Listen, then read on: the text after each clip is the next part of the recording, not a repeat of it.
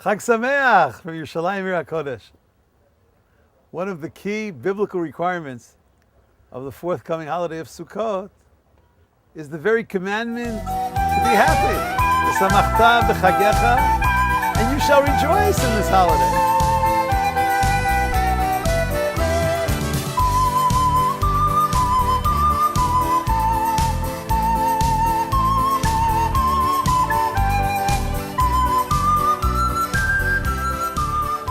Different expressions are used in the Torah to teach us how important it is to be happy on Sukkot. Usmachtem lifnei Hashem, v'samachta b'chagecha, v'hayita ach sameach. However, it seems that there were those who didn't really take this mitzvah, didn't really take this commandment too seriously. To be happy? And the answer is yes, it is. It's very important to be happy. The beginning of the second chapter of Pirkei Avot, of the Ethics of the Fathers, we have a teaching, Havei zahir b'mitzvah kala ki b'hamura. Be as careful, be as sensitive to the commandments which you take lightly as those which you understand yourself the severity of those commandments. Rambam, Maimonides, in his commentary to Pirkei Avot, writes, what's an example of a mitzvah which people take lightly? Simchat haregel, the mitzvah that we're celebrating right now, the mitzvah of being happy on Sukkot. Do people really reflect in their activities the importance of this biblical commandment? I once read that the Gaon of Vilna, the 18th century Gra, Rabbi Eliyahu of Vilna, when asked what is the most difficult commandment of all the commandments of the Torah. Now, I don't know if he was speaking for himself or for everyone, but he said that the commandment to be happy, v'samachta b'chagecha, is indeed the most challenging to him. Do you know what it is? 8 consecutive days to be happy? Or in Chutz La'aretz, in the diaspora, 9 consecutive days of happiness? There are some people, I think, who find it difficult to be happy for 8 consecutive hours. And some people maybe, unfortunately, even 8 consecutive minutes. I would like to just point out that in some people's minds, the order of the celebrations of this great month are in the following order. The month of Elul leads us to preparatory stages to Rosh Hashanah, to the beginning of the month of Tishrei. And Rosh Hashanah is the beginning of the 10 days of penitence, which lead us to the highest level of holiness. It's called Yom Kippur, the Day of Atonement. And I think that unfortunately, and perhaps even mistakenly, certain people feel that after Yom Kippur, we begin the descent. Okay, there's Sukkot 5 days later, but Sukkot is not really as significant as Yom Kippur. However, there are great religious teachers who teach that the other way of understanding it is more correct. Elul leads to Rosh Hashanah, Rosh Hashanah leads to Yom Kippur, and Yom Kippur leads to Sukkot. And the highest level of connection to God is the holiday of Sukkot. Why so? Perhaps because Yom Kippur is connected to awe, to fear, to yirah.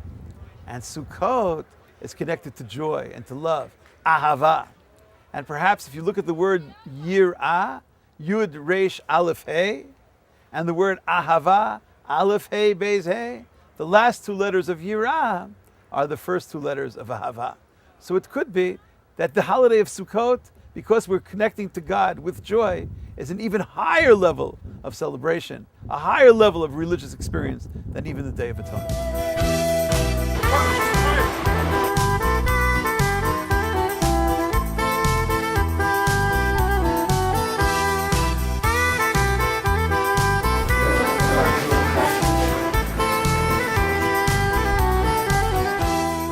And I remember once studying together with a certain group of people the cryptic story, the very beginning of the Torah. And there's a story there which I don't really claim to understand fully, one of the most difficult chapters of the entire Bible. There's a story about some kind of dialogue between something represented as a snake, as a nachash, speaking to our grandmother Eve, to Chava. According to rabbinic tradition, according to Kabbalistic tradition, the nachash, the snake, represents the evil counterforce to righteousness. Af ki amar Elokim lo tochlu mikol eitz hagan. Look, Eve, I know that God said you're not allowed to eat of any of the trees of the garden. Now that's a lie. That's a lie. They were allowed to eat of every single tree of the garden. with the exception of one.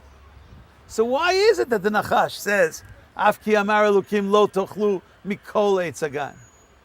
And I think till today, there are people who are trying to teach about religion who say, if you become religious, okay, that's your choice.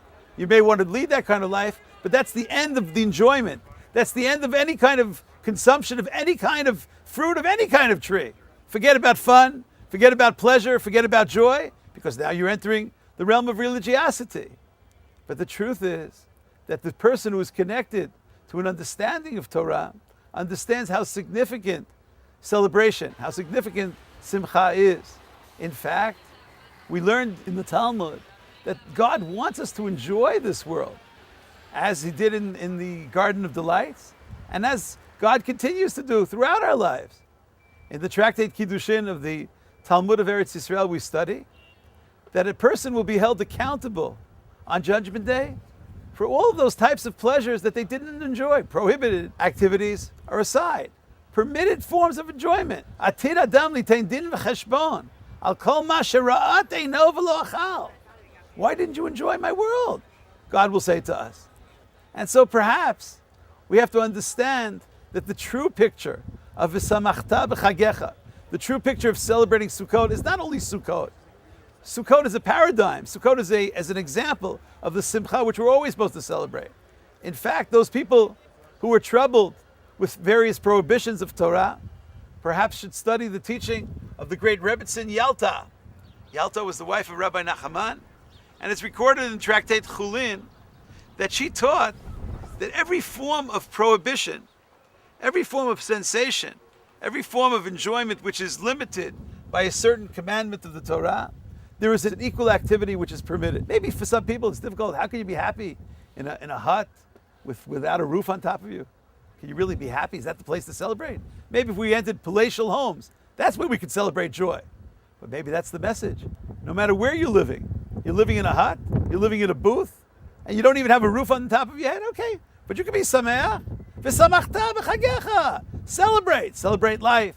Count your blessings. Be happy. And the reason why we can be so happy on Sukkot, even as we sit in the flimsy Sukkot booths, is because that's not the definition of happiness.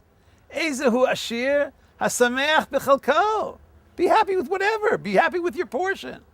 The very fact that the roof is open, so it's open to God, it's open to all the other Sukkot, it's open to the whole world.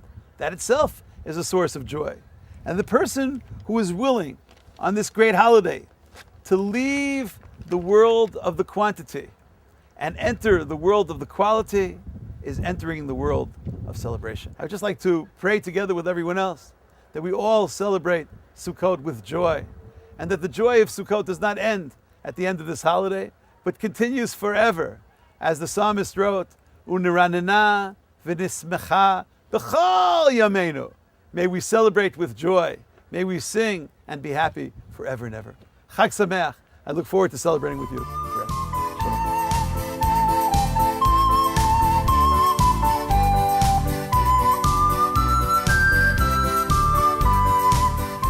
Why do you think that there's so many non-Jews who come at the same time? How do they identify? And is it the same way? Masechet Avodah Zarah.